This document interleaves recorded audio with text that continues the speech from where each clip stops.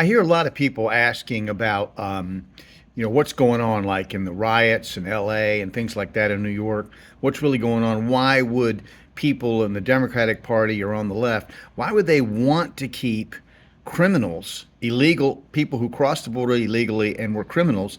Why would they want to prevent the government from removing them? And the question isn't, that's not the question. The question is a matter of ideology. Over the past few years, I've been studying Marxism, common current Marxist thought, and reading a lot of different people in the 20th century and first part of this century. And the ideology is, from what I'm reading, is for modern Marxism. Marxism, the Marxists in America became disenchanted when with the Soviet Union and Communist China because of the millions of people they murdered. So they began looking at the proletariat, those who must rebel or who are oppressed. They began looking at them as being, instead of the worker, because the worker in America wasn't going to rebel, he wasn't going to revolt, he was getting better and better stuff. Capitalism gave him a better life.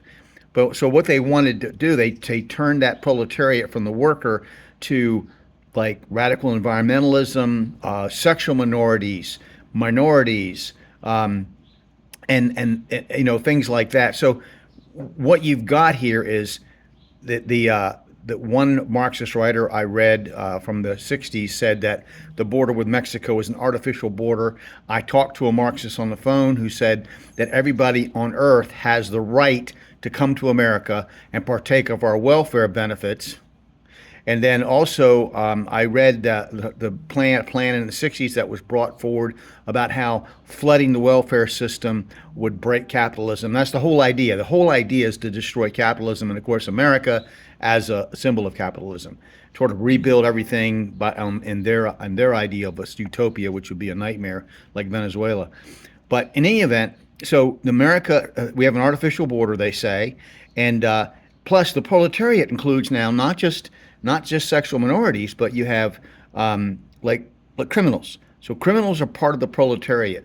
So the idea is to, the ultimate idea would be to open the prisons, just let everybody out, have no.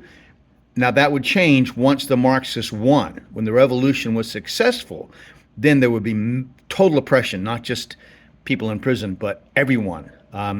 But right now, the ideal way to break capitalism would be to release people from prison. So the idea a person is a violent criminal and they're locked up and should be removed to another country because of that is alien to them. That's not their ideology, and you're not going to get them. When you push a Marxist backwards, they just move the goalpost. If you give in to them, they just move the goalpost. They just want more, because this perpetual revolution is what Marx taught. Perpetual revolution until the revolution is successful, and that means a lot of dead people.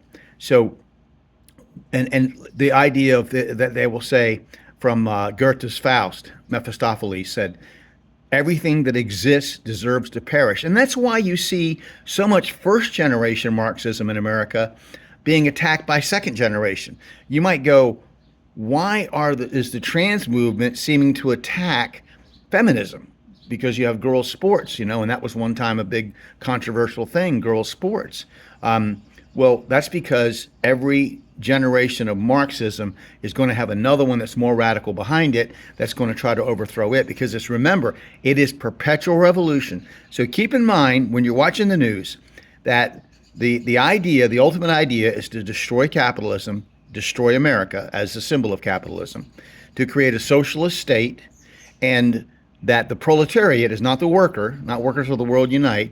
It is illegal people who commit crimes, illegal aliens, anybody in the world who wants to come here. It is also sexual minorities. It is also ethnic minorities. Anyone that is the proletariat that can be considered to have been oppressed in Marxist thought. Now, and that means that if you are a ethnic minority, or if you are a gay person, or if you are a trans person, and you have certain conservative views about society or financial, economic, whatever, you'll be part of the bourgeoisie, the enemy. They'll turn on you.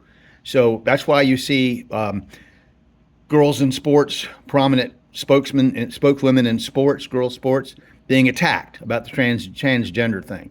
Or you'll see black people who believe in hard work and God and faith and family and and doing the right thing, and they'll be attacked as white supremacists. So that's why this is all ideology. So don't look at the news and go, that's crazy. It's like the old thing when Biden was president, where they go, he's really failing at the border. No, he was doing exactly what the Marxist playbook says to do.